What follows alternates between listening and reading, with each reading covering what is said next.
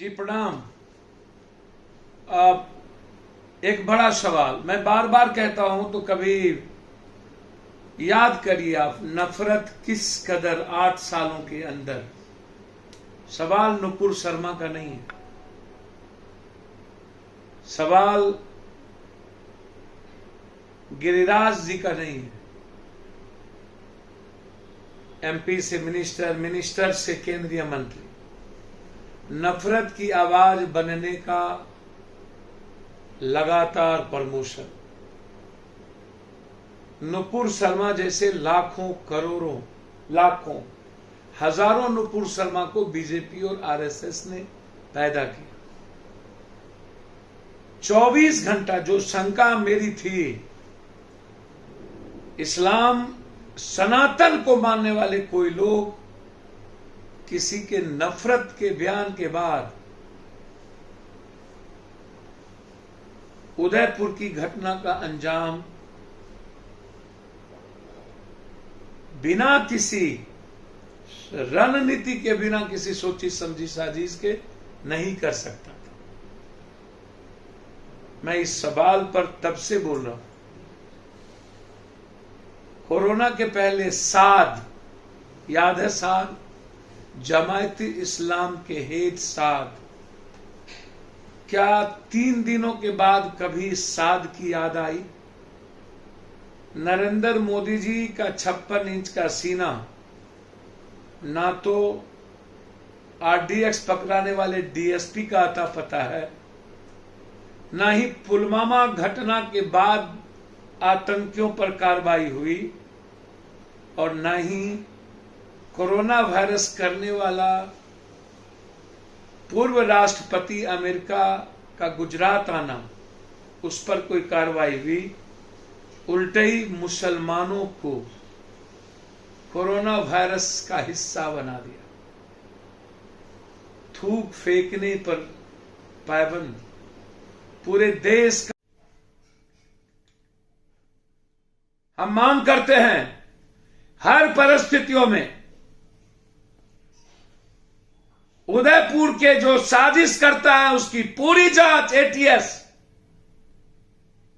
कि भाजपा की क्या साजिश है इस घटना में, कौन कौन लोग हैं इस साजिश के पीछे, उनकी पूरी टेलीफोन लोकेशन के साथ उसका किस किस से वार्ता हो रही है।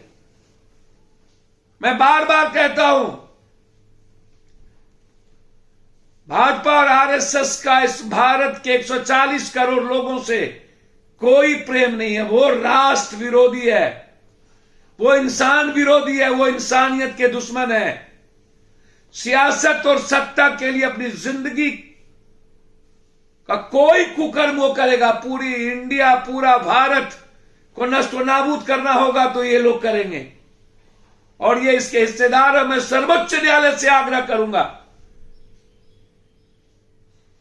इन की जांच खुद सर्वोच्च न्यायालय के जज के माध्यम से हो, और देश कभी माफ नहीं करे ऐसे लोगों को।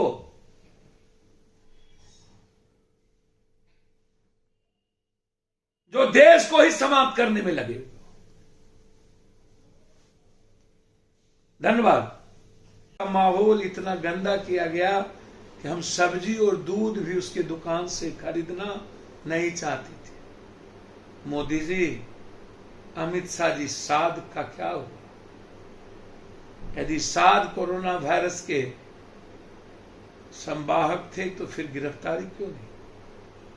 आप भी जानते हैं इस कोरोना वायरस में कोई साद और कोई कुछ नहीं कर सकता। फिर एक बार नफरत की किताब लिखी गई 2024 के तारीख के लिए। पूरी राजस्थान और भारत को नफरत में धकेला गया। जनाब, ये देखिए कौन है ये? भाजपा के गृह मंत्री गुलाब चंद कटारिया के साथ, या देखिए उस व्यक्ति का चेहरा जिन्होंने कत्लेआम किया। ये भाजपा अल्पसंख्यक मोर्चा के सदस्य थे।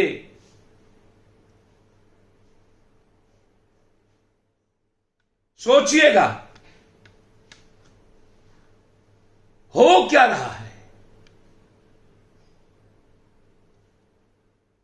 और आगे क्या क्या होने वाला है। सर्वोच्च न्यायालय ने कहा कि पूरा देश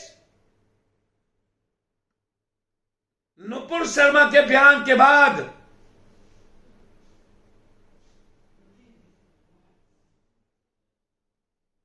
दो धारा में बढ़ते नजर आए। बांटने का प्रयास शुरू की गई। नुपुर शर्मा की गिरफ्तारी नहीं हुई, लेकिन दिल्ली के एक पत्रकार की गिरफ्तारी हो गई।